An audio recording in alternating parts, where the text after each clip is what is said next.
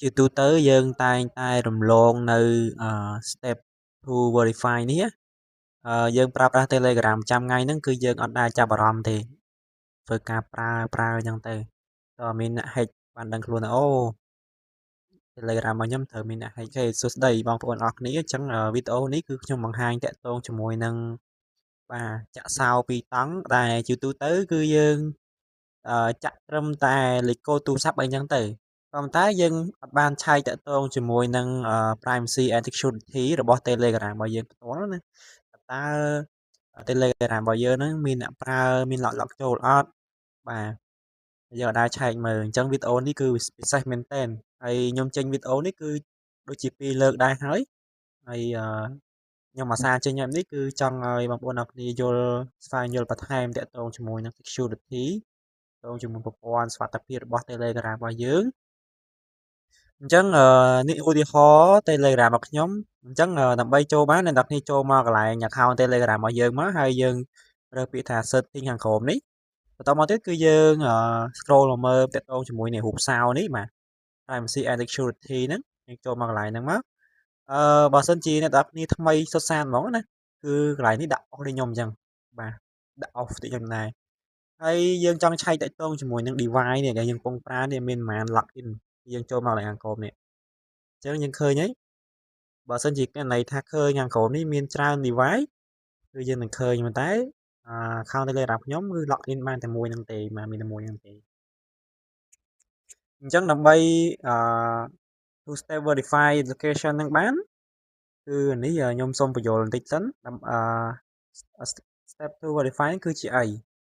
step to verify ហ្នឹងគឺយើង verify មកតង់ទៀតតទៅជាមួយនឹងប្រព័ន្ធសុវត្ថិភាពបាទរូបសោហ្នឹងឯងនៅពេលដែលយើងធ្វើការ login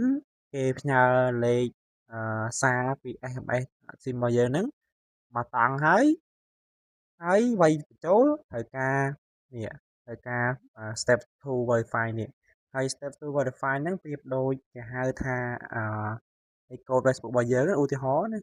តោះយើងវាយអាហ្នឹងមួយទៀតបានយើងអាចបញ្ចូលបានតែបើយើងអត់ចាក់អានេះទេ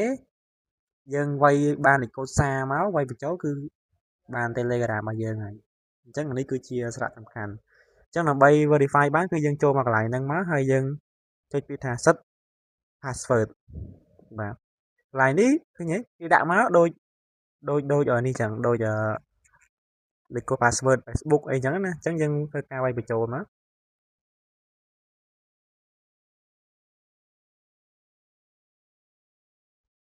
បាទបន្ទាប់ពីយើងធ្វើការវាយបញ្ចូលហើយគឺយើងចុចពីសញ្ញាព្រួយនេះ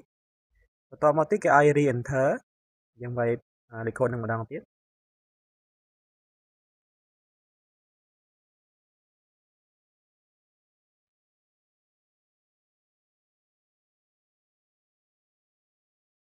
បន្ទាប់ពីយើងវាយលេខកូដហើយគេអ្នកថាpassword hint នេះបើសិនជាយើងចង់ធ្វើការដាក់ក៏បានដែរតែយើងអត់ដាក់ទេយើង skip មកបាទម្លងមួយទៅមក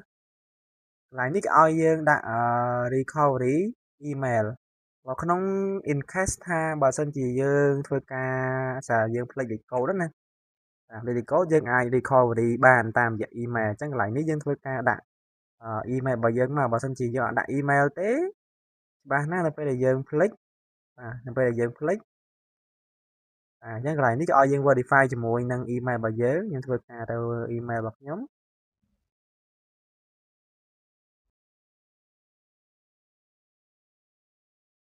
អូខេហើយអញ្ចឹងយើង return ទៅ setting របស់យើងវិញបាទអញ្ចឹងអូខេហើយអញ្ចឹងពេលយើងអូខេហើយគឺយើងឃើញហើយ on អញ្ចឹងយើងធ្វើការ log in ហើយ log out ចូលវិញមកគឺយើងត្រូវការវាយនៅអ្វីដែលយើងបានបញ្ចូលមុនហ្នឹងណាហើយនេះគឺជាប្រព័ន្ធសុវត្ថិភាពថ្មីមួយដែលការពារ account Telegram របស់យើងកុំឲ្យមានជនណាម្នាក់ព្យាយាម hack អីអញ្ចឹងណាតែបើសិនជាមានin case ថាមានតែគេផ្ញើសារមកដែលយើងអត់ដែលស្គាល់អីហ្នឹងគឺយើងកុំចុច link អីទេដែរព្រោះអាហ្នឹងនៅពេលដែលយើងចុច link ធ្វើឲ្យយើងaccount Telegram របស់យើង